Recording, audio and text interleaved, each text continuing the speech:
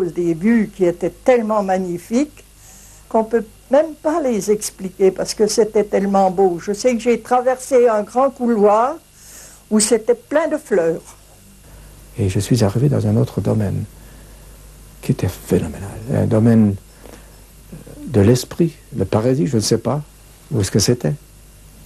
Mais c'était un endroit immense, de toute beauté, d'une blancheur éclatante. C'est une expérience, je me demandais ce que pouvait être la mort quand la vie avait quitté le corps. Mais effectivement, il n'y a pas de mort, on peut dire que c'est la vie qui continue, mais c'est une autre vie, une vie qui est avec Dieu.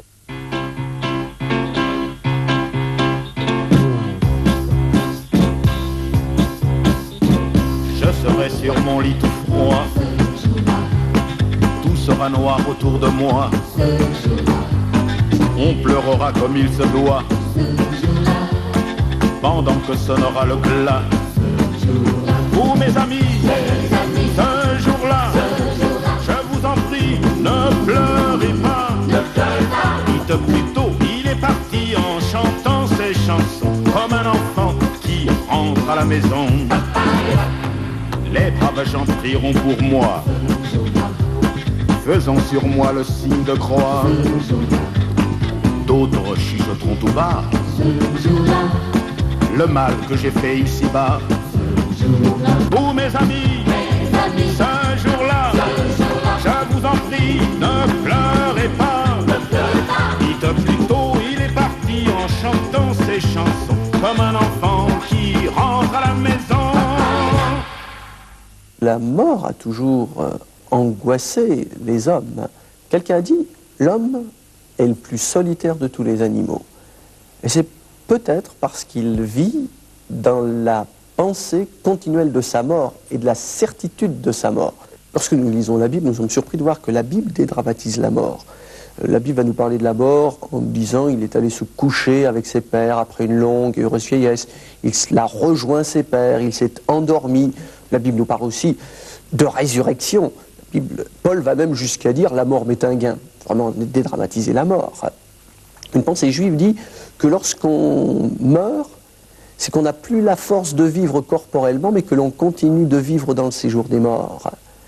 Dieu, il est écrit dans la Bible, est le Dieu d'Abraham, d'Isaac, Jacob, et Jésus dit, il est le Dieu des vivants. Pour Dieu, ceux qui sont dans le séjour des morts sont vivants. C'est pour ça que je ne suis pas étonné de lire et d'entendre ces témoignages de gens qui ont vécu quelque chose alors que corporellement, physiquement, ils avaient cessé de vivre.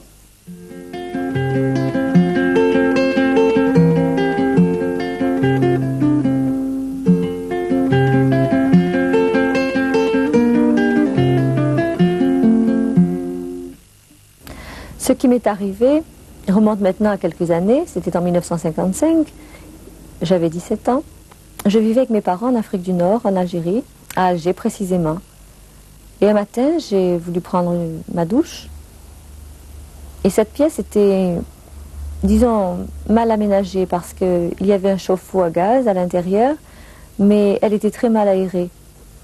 Et plusieurs fois déjà, j'avais senti quelques malaises, mais cette fois-là, alors, ça a été fatal puisque en me baissant, j'ai aspiré une grosse bouffée de ce gaz carbonique et je suis tombée inanimée. Mon père s'est précipité, m'a mise sur un lit, bien sûr, et a appelé le médecin, pompier.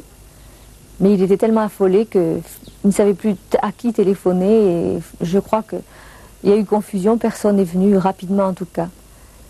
Et pendant ce temps-là, ma mère, qui était croyante, a prié. Elle s'est mise au pied de mon lit, elle a prié. Et pendant ce temps, j'ai fait une expérience un peu spéciale que j'ai gardée longtemps pour moi-même, pensant que c'était personnel. En effet, j'ai senti comme quelque chose de précieux partir de mon corps. J'ai vécu comme si une lettre était sortie d'une enveloppe. Et puis cette feuille s'envolait lentement vers le ciel. Et plus cette personne, c'était moi-même, c'était moi. Le corps n'était plus rien. Je réalisais que c'était moi. C'était ma vie, vraiment, qui s'élevait vers le ciel et qui montait, qui montait, qui montait. et qui s'approchait d'une présence merveilleuse, c'était la présence de Dieu. Je n'ai pas vu Dieu, bien sûr, mais j'ai réalisé un état, une présence, quelque chose qu'on ne peut décrire avec des mots humains. Il y a eu ce contact tout de suite avec l'éternité, mais avec le ciel. Et alors là, c'était un état merveilleux, c'était glorieux. C'était quelque chose que je vous disais tout à l'heure, indescriptible.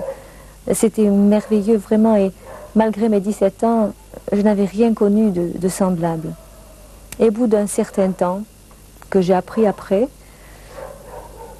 cette enveloppe, cette feuille plutôt, est redescendue. Mon âme est redescendue, à réintégrer mon corps. Je l'ai senti. J'ai senti que mon âme revenait dans mon corps, comme si vous remettiez une lettre dans une enveloppe. Et ce corps qui est l'enveloppe, qui ne paraissait plus rien à mes yeux, a repris donc son état terrestre. Et là, j'ai crié, j'ai dit, mais pourquoi, mais non, mais je ne veux pas. Et plus tard, alors, quand vraiment j'ai repris mes esprits, ma mère m'a dit, mais pourquoi tu disais, je ne veux pas? Et je lui ai dit, parce que j'étais si bien là-haut. Et tu n'aurais pas dû prier parce que j'étais trop bien. Et malgré mes 17 ans, je n'avais pas tellement envie, même pas du tout envie de revenir sur la terre. Et je peux dire que cette expérience a enrichi profondément ma foi. J'avais déjà une certaine foi en Dieu et en Jésus-Christ, mais alors cette expérience a encore enraciné plus profondément ma foi, parce que je sais que quand ce sera le jour où je devrai rencontrer Dieu, c'est Dieu que je rencontrerai, et je sais que mon âme, alors maintenant, ira dans le ciel, ce lieu de félicité, ce lieu que les hommes ont essayé de décrire, mais lorsqu'on y sera, je crois que ce sera encore plus merveilleux.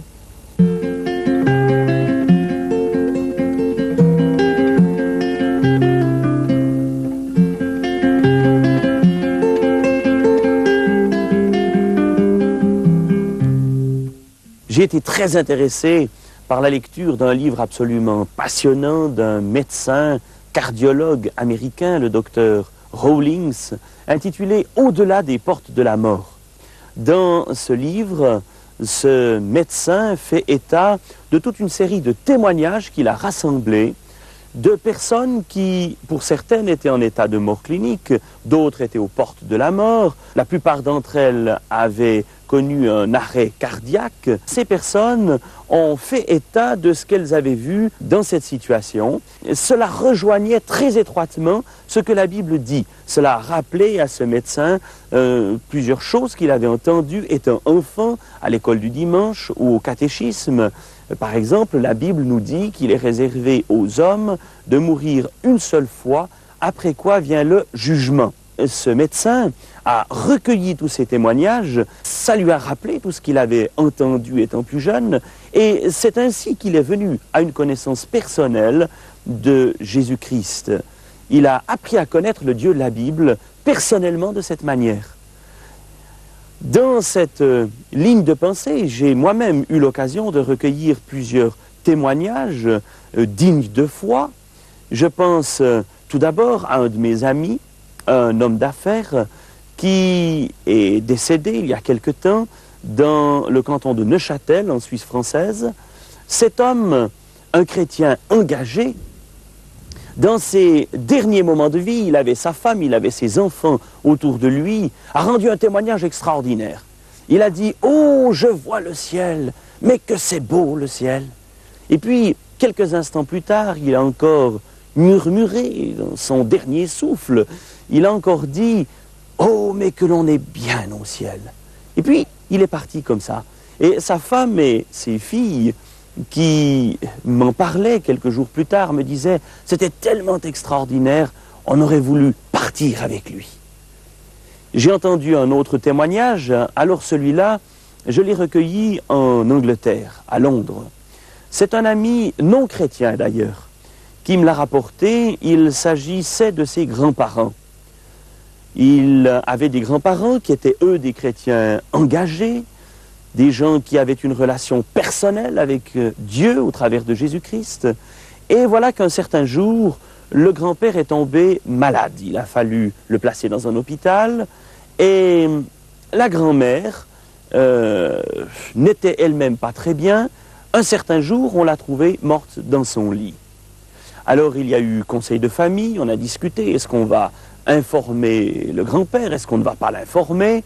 Et finalement, pour lui éviter un choc, on a décidé, non, on ne lui dit rien du tout. Et l'état du grand-père a continué à s'aggraver. Il est arrivé à la fin de sa vie terrestre, et dans ses dernières minutes de vie, lui aussi a vu quelque chose. Il a dit, mais je vois le ciel, c'est extraordinaire. Et puis, quelques instants plus tard, il a encore ajouté, mais je vois Julia, elle est là, elle m'attend.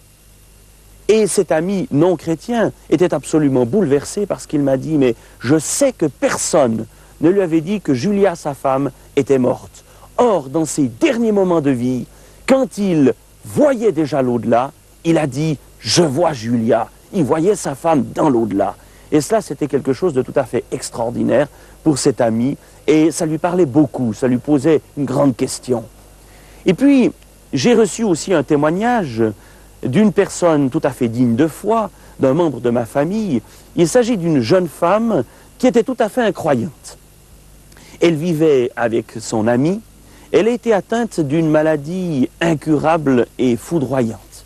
Et cette jeune femme, dans ses derniers moments de vie, a dit à son ami, « Ni toi ni moi, nous n'avons cru ni à l'enfer, ni au ciel, ni à Dieu, ni au diable.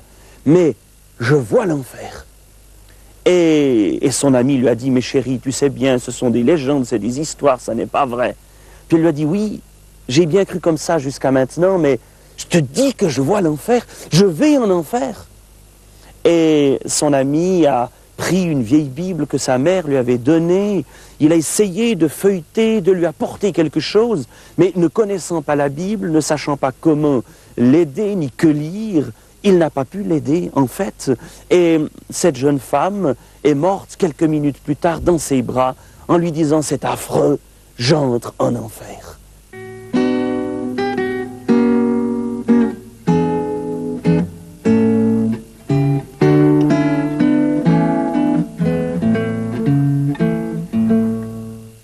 Je me rappelle comme aujourd'hui, il y a maintenant pourtant près de 2 ans, c'était le dernier jour de la colonie. J'étais avec les enfants et au milieu des bagages. Tout à coup, j'ai vu revenir l'infirmière en voiture de la patinoire et assez rapidement, elle se précipite vers moi, elle me dit « Monsieur Hervé a pris un malaise. Est-ce que vous pourriez venir avec moi ?» Et de suite, comprenant l'affolement de l'infirmière, j'ai laissé enfants et bagages et demandant simplement à un moniteur d'avertir la directrice que je montais à la patinoire. Pendant les 2 kilomètres qui nous séparaient de la colonie à la patinoire du supérieur rang, dans la voiture, je conversais avec l'infirmière et lui demandais comment les choses s'étaient passées. Tout simplement, elle m'a raconté, rapidement bien sûr, mais me disait que notre ami, M. Hervé, était maintenant, et du moins pour l'instant, sans vie. Son pouls ne battait plus du tout. Et effectivement, arrivé sur les lieux, j'étais là devant M. Hervé avec donc d'autres chrétiens qui étaient en train de prier pendant que, de son côté, le directeur de la patinoire téléphonait au docteur. Et à mon tour, je me suis joint aux chrétiens pour prier avec eux. Et quelques instants après, notre ami M. Hervé est revenu à la vie. M. Hervé souffrait d'un rétrécissement aortique qui consiste en rétrécissement de la valve aortique. La valve aortique est le point de passage entre le ventricule gauche et l'aorte. Le passage du sang se faisant très mal du fait du rétrécissement de cet orifice, M. Hervé a donc fait une syncope, comme beaucoup de patients dans ce cas-là. Cette syncope peut très bien avoir des conséquences graves.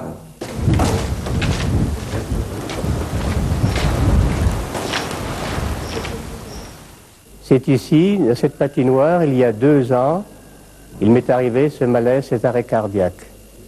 J'étais en train de patiner avec des camarades, et puis dans la journée, je me sentais déjà pas très bien. Il y avait une grande fatigue, mais ça s'était passé.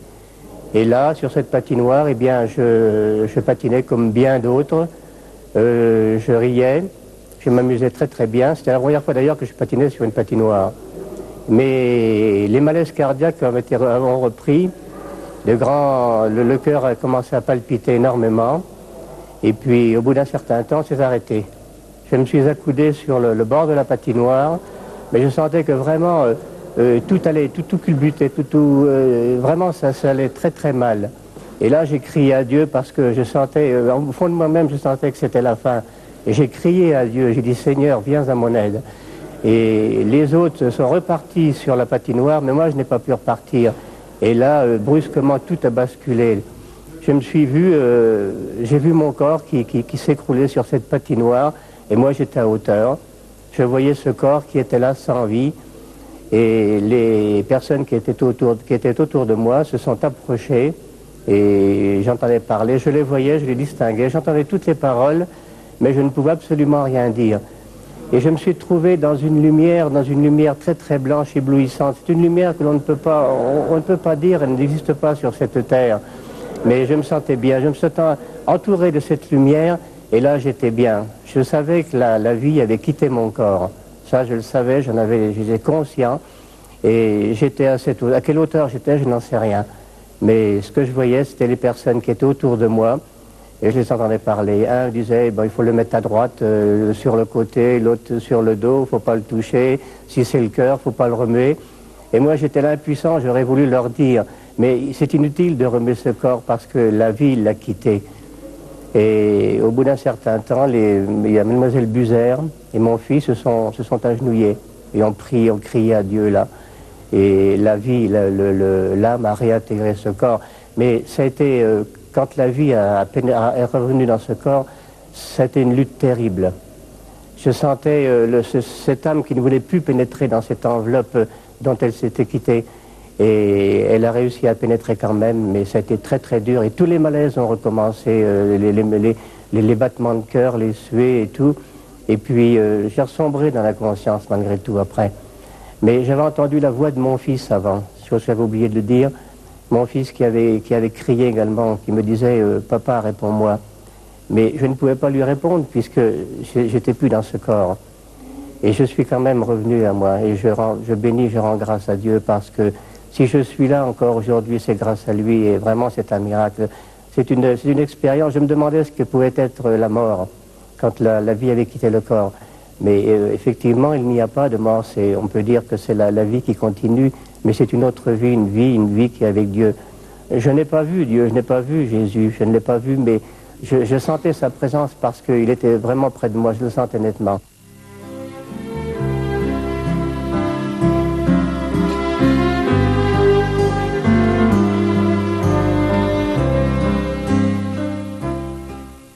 Et surtout cette lumière et cette blancheur, puis cette paix qui était là... mais je ne pensais plus à rien du tout. Tous les soucis de la terre, tous les malaises, tout ce que l'on supporte sur cette terre, tout avait disparu. C'était donc une autre vie. Et ce que ça a changé pour mon fils, eh bien, mon fils, lui, a fait une expérience merveilleuse parce qu'il avait du mal à se décider de s'engager réellement avec Dieu, avec Christ. Il n'était pas décidé encore à prendre le baptême, il attendait. Il voulait voir quelque chose qui puisse le bouleverser à prendre une décision. Et il avait demandé à Dieu, Seigneur, donne-moi quelque chose afin que je puisse me décider. Il n'arrivait pas, il y a quelque chose qui le bloquait. Et quand il m'a vu là par terre, quand il a vu ce corps qui était sans vie, ses yeux grands ouverts, il a compris que l'être humain sur la terre n'était rien, que lui-même, d'une seconde à l'autre, pouvait être appelé à Dieu. Et là, il a eu peur, il s'est rappelé toutes les promesses qu'il avait faites à Dieu et il a compris que là, il fallait vraiment qu'il donne sa vie à Dieu.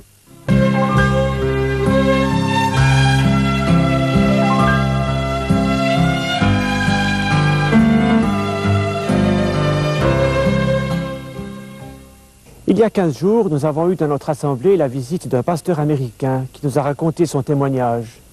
Vraiment extraordinaire. Son histoire se passe en mai 1977. Et à cette époque-là, il a été conduit à l'hôpital pour un problème qu'il avait dans le dos, dans la colonne vertébrale exactement, une tumeur d'abord, qui nécessitait une opération à la suite d'un accident de voiture quelques années auparavant. Il souffrait terriblement, l'opération était très risquée, elle a été tentée quand même, et dès le début, son cœur s'est arrêté à cause d'une erreur dans la narcose. Alors ils ont essayé de faire repartir le cœur par un massage cardiaque énergique, par des piqûres, et à 3 reprises le cœur est reparti un petit peu, et puis s'est arrêté définitivement. La respiration s'est interrompue, ainsi que tout fonctionnement du cerveau.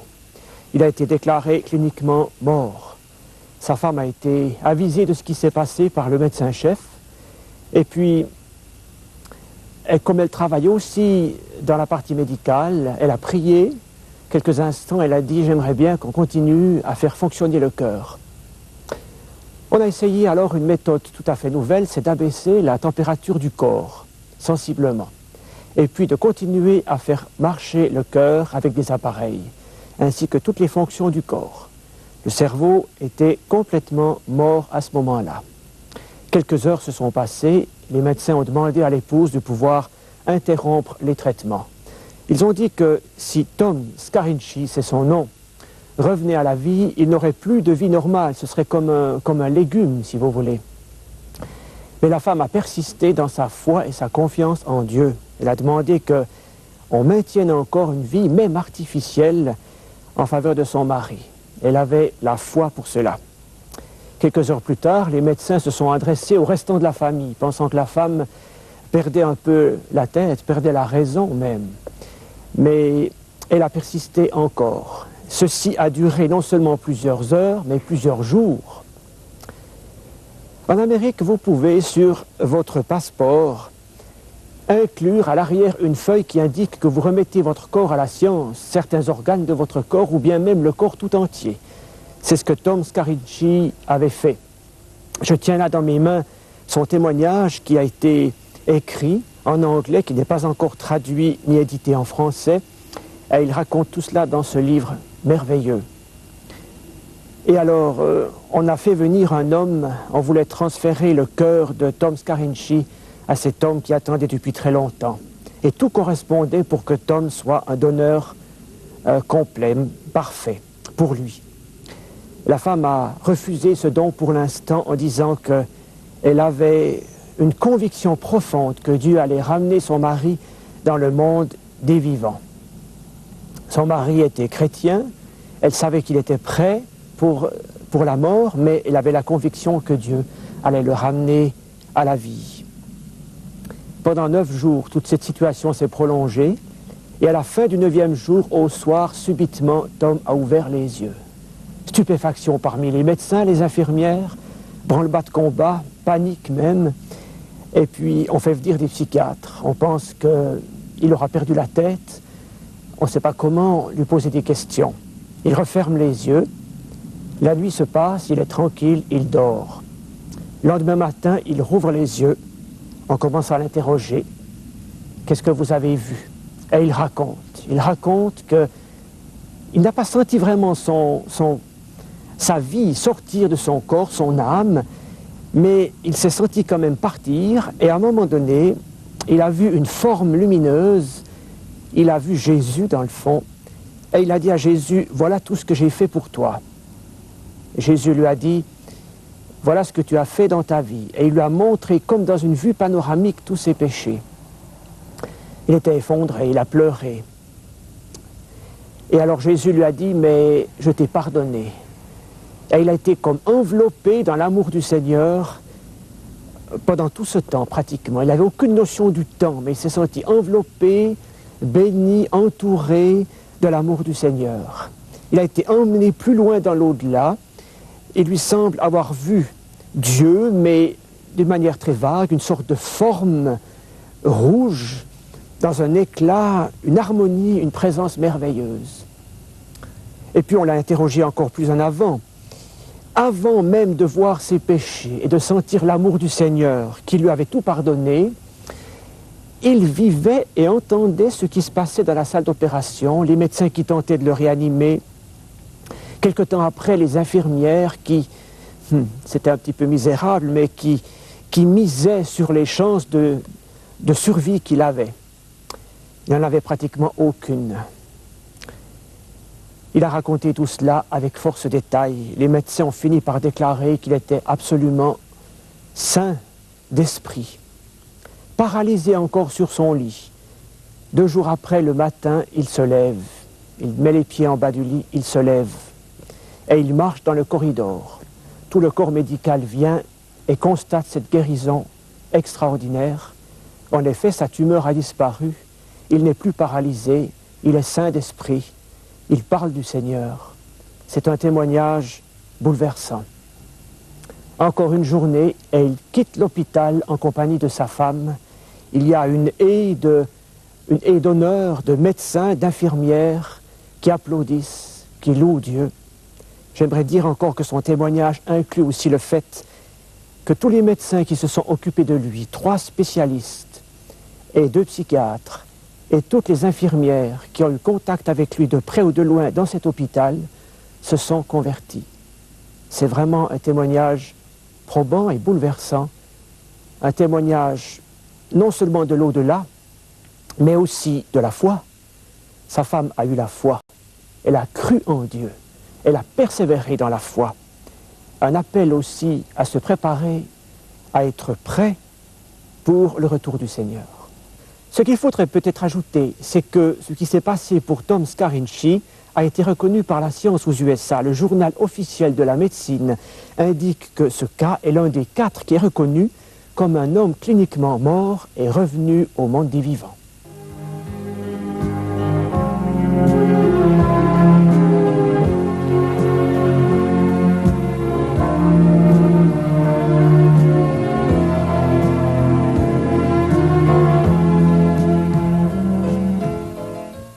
Je connais personnellement une dame qui a un témoignage bouleversant qui fait réfléchir. Elle a été opérée il y a environ une 40aine d'années en Allemagne, d'une opération très délicate, très grave. Et puis je ne sais pas ce qui s'est passé suite à cette opération. Elle a été conduite à la morgue comme morte. Elle a été considérée comme morte, on l'a mise à la morgue, elle est restée là plus de 2 jours, je crois, si je ne me trompe pas. Et elle est revenue à elle-même, elle est revenue à la vie. Quand elle est revenue à la vie, elle est tombée dans le cercueil, ça fait un bruit terrible, ça a remué tout l'hôpital, vous pensez bien. Nous avons demandé à cette dame si elle avait vu ou entendu quelque chose, et elle nous a dit qu'elle avait vu des choses merveilleuses, elle a entendu aussi des paroles, et ça m'a fait penser à ce texte des Saintes Écritures, 2 Corinthiens, au chapitre 12. C'est l'apôtre Paul qui dit cela. « Je connais un homme, un disciple de Christ, qui voici 14 ans, fut ravi jusqu'au 3e ciel, fût-ce dans son corps ou sans son corps, je l'ignore. Mais Dieu le sait. Je sais seulement que cet homme fut enlevé au paradis et qu'il entendit des choses ineffables qu'aucune lèvre humaine ne saurait redire. » Alors, on voit que ce sont des choses qui peuvent arriver encore aujourd'hui et qui sont en accord avec les Saintes Écritures. Il y a donc une vie après la mort et ça c'est quelque chose de fantastique.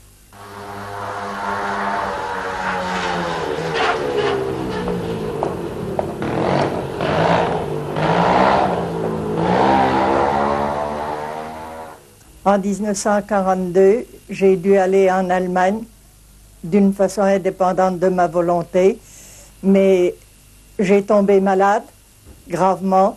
J'ai attrapé la mastoïdite, la méningite et tout ça a été cancéreux. J'ai donc dû être opérée et je suis passée sur le billard de 1h de l'après-midi jusqu'à 6h du soir. Voici encore un souvenir que je peux montrer. Les autres sont cachés par les cheveux. Puis je me suis retrouvée dans ma chambre.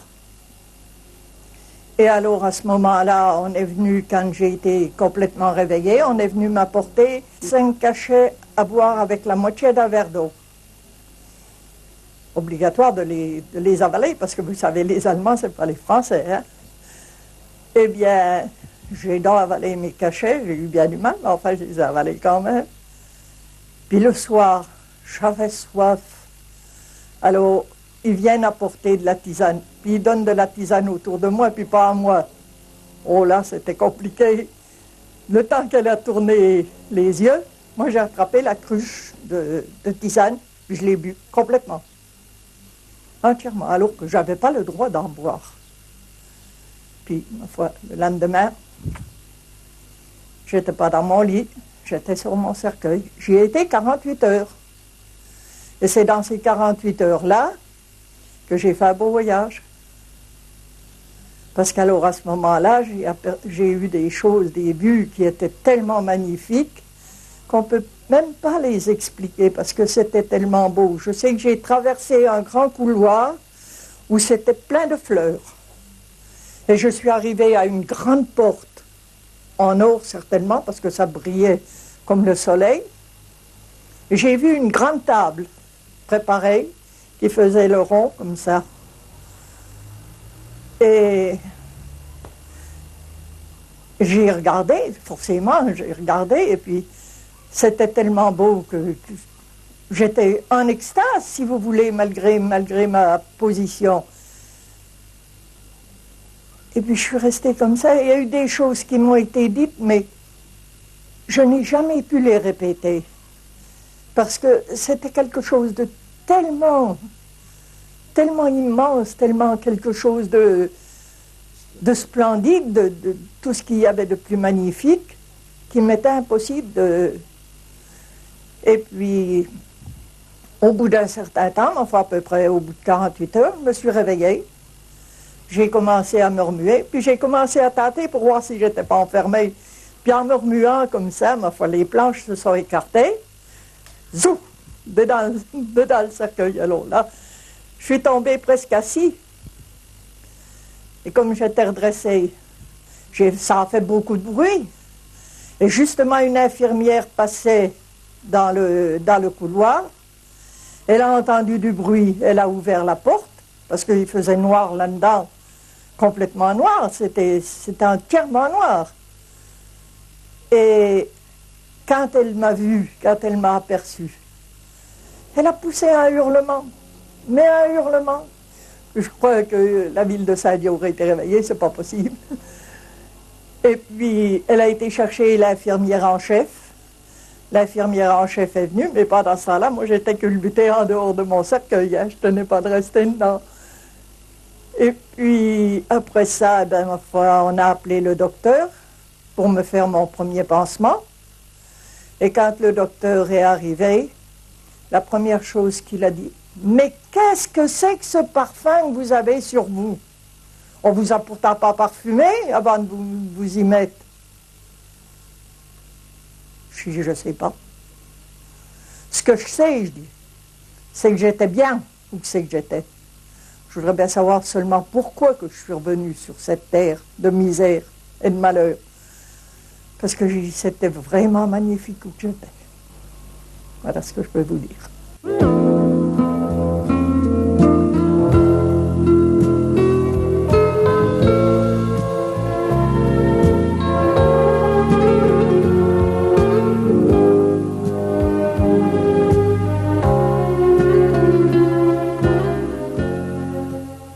Je suis médecin, né au Canada, et j'ai fait mes études à l'Université Laval au Québec. Ensuite, je suis entré aux États-Unis pour faire des études de spécialité dans les maladies pulmonaires. Et après, j'ai fini ma carrière, 30 ans de médecine, dans l'État du Texas, où je travaillais dans un centre hospitalier, universitaire, où j'étais responsable surtout chez les chroniques.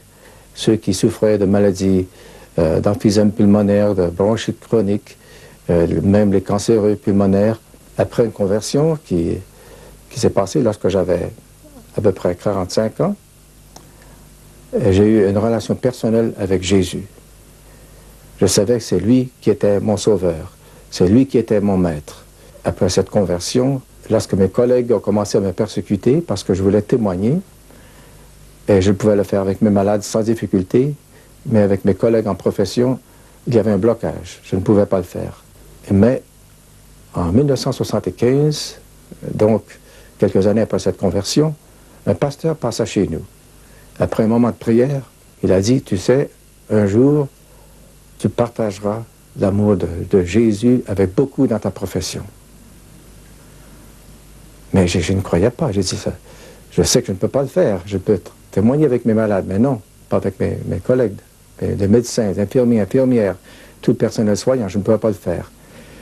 Et là, j'ai demandé au Seigneur, il m'a dit, tu as d'autres personnes pour le faire, ce n'est pas moi. Mais ça restait toujours. Les années ont passé, et donc, en 1978, après une année sabbatique, nous avons pris un temps de vacances à ce moment-là, et lorsque j'étais prêt à revenir à mon travail, en mars 1979, après être très bien reposé, je n'avais jamais été malade durant toute ma carrière médicale, pendant 27 ans à ce moment-là. Je me sentais très bien, j'avais une santé de fer, comme on dit. Et une journée, un samedi matin, le 24 mars de cette année, lorsque, après un peu de bricolage le matin et un temps de prière avec ma femme, j'entre à la maison et avec une brassée de bois pour déposer tout près de la cheminée, et tout d'un coup, je me suis senti d'une fatigue que je ne peux pas comprendre. C'était un affaissement, un épuisement, sans douleur, je ne sentais aucune douleur. Et donc, j'ai dit à ma femme, est-ce que je peux me reposer? Elle a dit, va donc te coucher, va dans ta chambre, va te coucher. Et lorsque je suis entré dans mon lit, tout d'un coup, une douleur intense de poitrine, comme dans une étau. Je me suis senti à ce moment-là, je savais que comme médecin, c'était un infarctus, une attaque cardiaque, c'était certain. Et donc j'ai crié à ma femme, j'ai dit, viens, il faut prier, je crois que je vais faire un infarctus. Et nous sommes allés ensemble, nous sommes mis à genoux à ce moment-là, malgré la douleur qui était intense. Nous avons demandé au Seigneur, Seigneur, tu sais, j'ai encore beaucoup d'années à vivre ici. Je sais que je dois partager ton amour, je ne l'ai pas fait encore, mais je dois le faire. Et aussi, nous avons des enfants, il faut qu'ils soient éduqués et tout. Donc ma femme était aussi de prier pendant quelques minutes ensemble. Nous avons vraiment plaidé devant le Seigneur pour qu'il vienne à notre aide à ce moment-là. Nous avons crié vers le Seigneur. Qu'est-ce qu'on doit faire? Et là, tout d'un coup, une paix qui est devenue dans notre chambre. Cette paix qui disait, bien, tout est en bon ordre, je contrôle tout. Oui, c'est très soudainement que cela s'est arrivé, le samedi après-midi. Gérard soudainement me dit qu'il ne se sentait pas bien et je lui dis de se coucher. Tous les deux, nous prions pour voir qu'est-ce qui se passe parce qu'il avait très, très mal au cœur. Et dans ma tête, j'ai pensé c'est peut-être une crise cardiaque. Nous sommes allés après cela à l'hôpital et tout le long du chemin, il parlait à Jésus, lui demandant d'être avec lui. Et là, dans la salle d'urgence, j'étais près de lui, je priais très en moi-même pour ne pas distraire. Et soudainement, le médecin me dit, voilà, il faut quitter la chambre. J'ai vu que Gérard avait fermé les yeux et je soupçonnais le pire. Quelques minutes après, le médecin m'a montré mon électrocardiogramme, qui était tracé à ce moment-là. Il m'a dit, oui, tu fais un infarctus, c'est grave, c'est sérieux. Ta coronaire inférieure est totalement bloquée. Et donc, il faut commencer à te réanimer peut-être, on ne sait pas. À ce moment-là, je me sentais les mains moites et ma tension artérielle baissait et je savais que j'étais tout près de la mort. Et à ce moment-là, tout d'un coup, j'ai senti mon âme, mon esprit sortir de mon corps. Et je suis arrivé dans un autre domaine qui était phénoménal. Un domaine de l'esprit, le paradis, je ne sais pas où est-ce que c'était. Mais c'était un endroit immense, de toute beauté, d'une blancheur éclatante. Et là, j'étais parmi les saints, une multitude de saints, comme si j'avais des yeux autour de ma tête et je voyais dans un cercle de 360 degrés. Et là, tous ces gens-là, toutes ces personnes, même celles du passé que j'ai reconnues, et eux m'accueillaient. Et dans une seule pensée, une pensée unique, ils m'accueillaient dans ce royaume, disant, oh, tu es un des nôtres, comme nous sommes heureux de te voir. Et là, à ce moment-là, je disais, Seigneur, je veux demeurer ici, c'est très bien ici, nous sommes très bien. Et lorsqu'on a eu cette communion, je dirais, de pensée, et aussi, j'ai senti aussi que nous étions dans l'éternité, que le temps s'était arrêté à ce moment-là. Et un rayon immense, un rayon de lumière, je ne sais pas ce que c'était, est descendu vers moi. Et dans cette lumière est apparu Jésus crucifié, Jésus sur la croix. Avant de mourir, avant qu'il donne son dernier soupir. Et là, j'ai vu Jésus qui dans son agonie, le visage tout couvert de sang. Et puis j'ai pu reconnaître ce qu'il avait l'air. Mais ce n'était pas ça l'importance. Ce qui était important, c'était qu'il a regardé levé les yeux vers le ciel, et ensuite il a baissé vers moi, et j'ai reconnu cet amour. Qu'il était pour mourir pour moi, qu'il s'est donné pour moi, et pour tout le monde, toute personne sur la terre. Cet amour, c'est pour tout le monde. Et aussi, c'est parce qu'il avait obéi à son Père. Il est mort en obéissant à son Père. Et à ce moment-là, tout d'un coup, il a ouvert comme s'il avait ouvert la bouche. Et j'ai vu qu'il voulait me dire quelque chose. Et il a dit, Gérard, la paix soit avec toi. Tu es guéri. Tu n'auras plus d'angoisse. Tu n'auras plus d'anxiété. Tu n'auras plus de culpabilité. Tu n'auras plus de douleur. Dans une semaine, tu seras chez toi. Et je sais que tout de suite, j'ai dit, non, Seigneur, Seigneur, je veux demeurer avec toi. Je veux demeurer avec toi. Je vis très bien ici. Il m'a dit, je veux que tu ailles partager mon amour que tu viens de connaître. Partage-le avec ta famille, tes amis, ta communauté, avec tous ceux avec qui je te mettrai en contact. Alors j'ai dit, Seigneur, non, je veux rester ici, je suis bien avec toi ici, Seigneur. Et Jésus a dit, non, je veux que tu ailles partager mon amour. Tu sais, Jean connaît tout au sujet de mon amour. Je veux que tu lises l'évangile de Jean, les 2 épîtres de Jean et l'Apocalypse. Parce que Jean est mon bien-aimé. Il connaît mon amour. Et encore, j'ai dit, Seigneur, non, je veux demeurer ici. À ce moment-là, tout d'un coup, Jésus a dit, tu sais, il y a plus d'âmes qui entrent dans mon royaume aujourd'hui que dans n'importe quel temps de l'histoire de la terre. Et tout d'un coup, il est disparu. Et je me suis senti rentrer dans mon corps. Et là, tout d'un coup, j'attendais les médecins, infirmière. On était après me réanimer. Je ne savais pas, je n'avais aucune douleur, aucune connaissance. J'étais dans un autre endroit, vraiment. Dans un paradis, je ne sais pas où. Mais à ce moment-là, dans ce coma que j'ai passé plusieurs heures, je voulais retourner vers le Seigneur. Mon désir, c'était non pas de rester sur la terre, mais de retourner vers le Seigneur. Mais là, on faisait tout sur la terre pour me réanimer. J'avais fait un arrêt cardiaque qui a duré environ 4 minutes. Et durant cette période de temps, moi, j'étais au paradis, je peux dire. Ensuite, la prochaine fois que je l'ai vu, c'était dans la salle des soins intensifs. Et il avait le visage rayonnant. Et il me dit, Denise, tu sais, j'ai vu Jésus. Et j'ai dit, bien, j'ai lu à propos des histoires comme cela, des personnes qui sont allées après la mort au ciel. Et, mais pour que ça arrive à Gérard, c'est vraiment étonnant. Alors il m'a raconté comme c'était merveilleux et comme il aurait voulu retourner et qu'il n'avait même pas pensé à moi, ni les enfants, ni rien. C'était si beau là. Il avait les larmes aux yeux en me racontant cela. Je me trouvais dans les soins intensifs. Et là, une infirmière est entrée. Une jeune fille qui s'est présentée et je lui ai dit, tu sais, je suis guéri, j'ai vu Jésus et les larmes coulaient. J'avais tellement de joie que je voulais témoigner cet amour. J'ai dit, tu sais, Jésus t'aime, Jésus m'aime, il m'a aimé, je suis guéri. Et elle écoutait. Elle ne pouvait pas en finir, elle était là, elle ne voulait pas partir. Et tout d'un coup, une autre infirmière est entrée. Et cette jeune fille-là, après que je lui ai témoigné la même chose, elle a pris la fuite. Je ne savais pas qu'elle n'était pas chrétienne. Donc elle est allée dire à ses compagnes, elle se moquait de moi, elle dit, je ne sais pas ce qui se passe avec ce médecin. Mais il a eu quelque chose qui s'est passé au cerveau. Mais le lendemain matin, 12 heures après, le médecin qui m'avait traité, le cardiologue, est entré. Il a dit, docteur, tu sais, tu es très très malade. Ton cœur est fini. Si tu as une autre crise semblable, on ne ferait plus rien. Je viens justement de dire à ta femme que c'est très très très mauvais.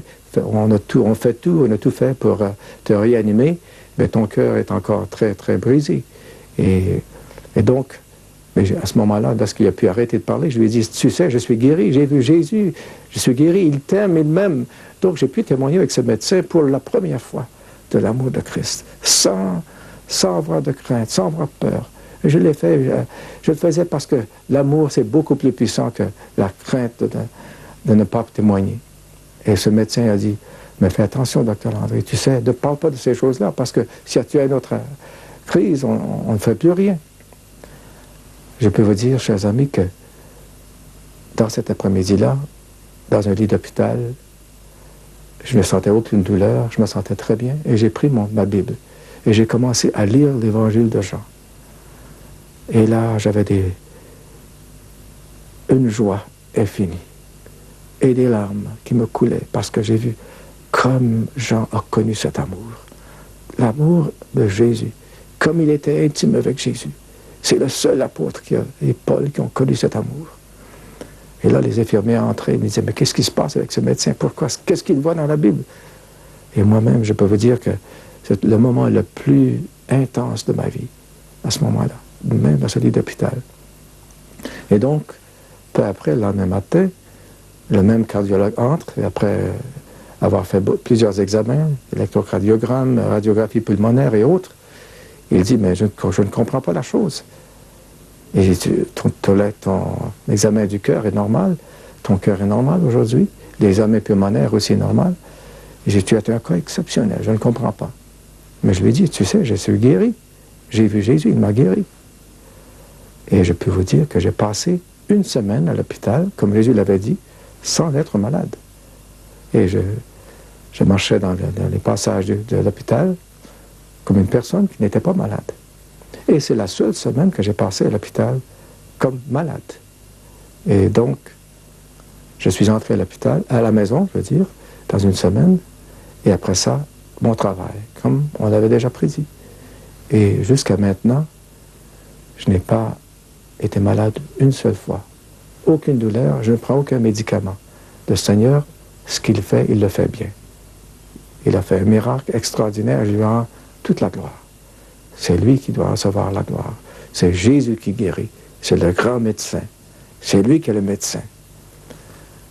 Et donc, après, le Seigneur a ouvert toutes les portes pour que je puisse témoigner de ce message de l'amour de Christ, de l'amour de Jésus avec tout le monde. Et c'est lui qui prépare le chemin. Il ouvre les portes.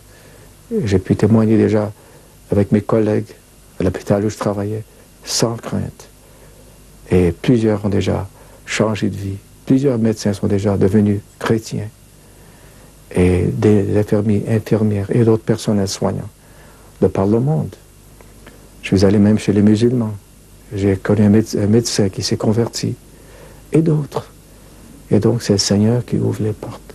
C'est le Seigneur qui a vraiment fait ce miracle dans ma vie. Je lui rends gloire pour ce qu'il a fait.